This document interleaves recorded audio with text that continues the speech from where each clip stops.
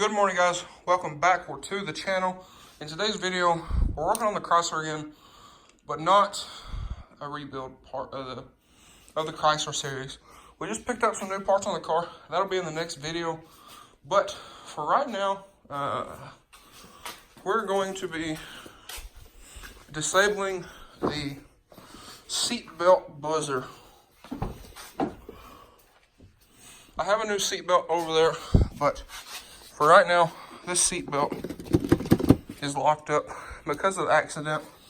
So what I'm going to do is I'm going to show you guys the process of disabling that annoying seatbelt chime. So what I'm going to do, I'm going to get in the car. I'm going to do it from the passenger side over there.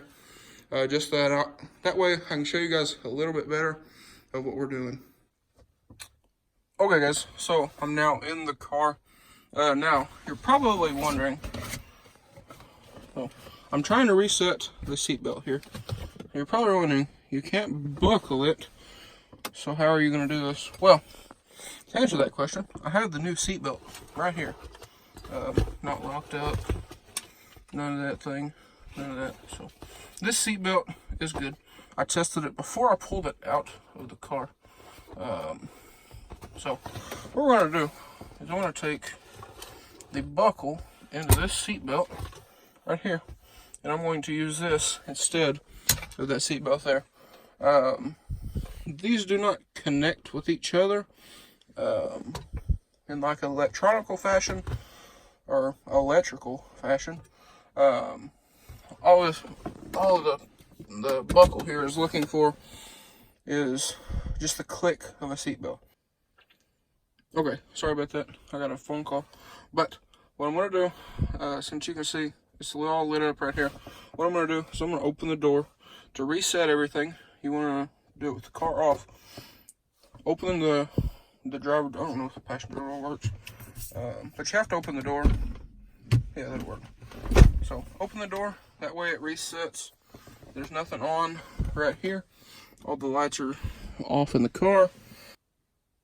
Okay guys, so I went ahead and pulled the key out just in case. Now, what you want to do, you want to come over here to your seatbelt and you want to buckle it. Just like so. Now, put the key in, turn it, do not start the car, and wait till the seatbelt light goes out. And like so.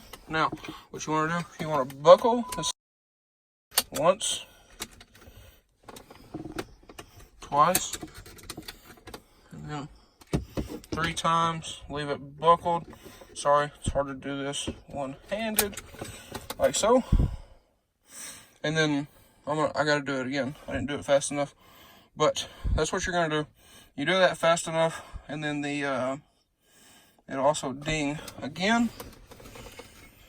Shut the car off.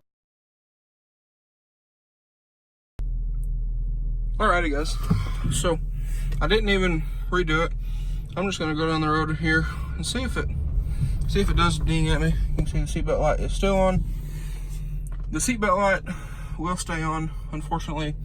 Unlike the red truck up there, the seatbelt light will stay on if you don't have your seatbelt on in this car. It's just the dinging. So let's go down the road here and see what it does. So you can see. Cruising down the road. I don't have my seatbelt on. Actually, I'll stop right here in the middle of the road. I'll show you guys. There it is. It's laying there. And no seatbelt dinging. So that's as far as I want to go with this car for the time being. Well, no, I'm just going to go up there and turn around. But yeah, there we go. So no dinging, no seatbelt buzzer. We're good to go.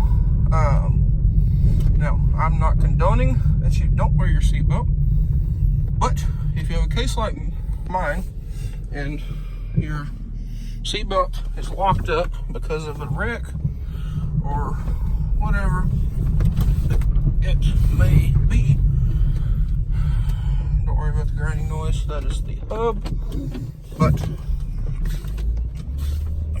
like I was saying, if you have a situation like mine and your seatbelt's locked up and you need to move your car around, like my instance, moving the car between the house and the shop to pull other projects in and out, this is an amazing solution, because even moving this car from our house, which is right there, down the driveway to the shop and whatnot, the dinging is very, very annoying. So now that we can get rid of that, that is great.